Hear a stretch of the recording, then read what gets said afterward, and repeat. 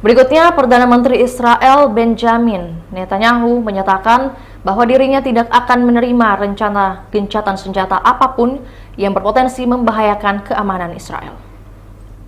Pernyataan tegas ini disampaikan di tengah tekanan internasional yang meningkat untuk menghentikan kekerasan yang sedang berlangsung di wilayah tersebut.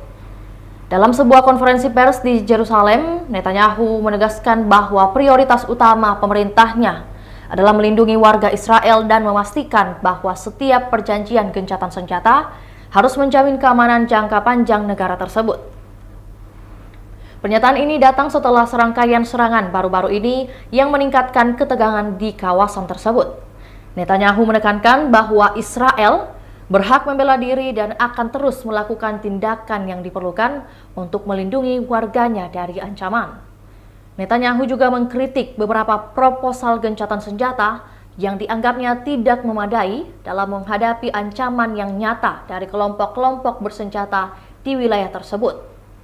Ada banyak tekanan internasional untuk segera mencapai kesepakatan, tetapi kita tidak boleh mengorbankan keselamatan warga negara kita demi solusi jangka pendek, tegasnya. Selain itu, Netanyahu menggarisbawahi pentingnya dukungan dari sekutu internasional Israel dalam menghadapi situasi yang rumit ini. Dia mengapresiasi dukungan yang terus mengalir dari berbagai negara, termasuk Amerika Serikat yang telah menyatakan solidaritasnya dengan Israel.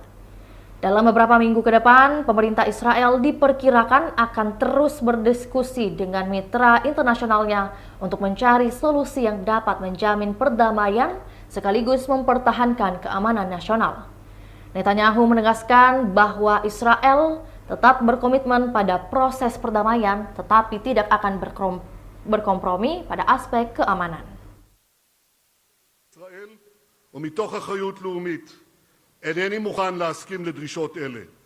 לכן אני עומד בתוקף על 4 עקרונות הכרחיים לביטחון ישראל שמתקיימים במתווה.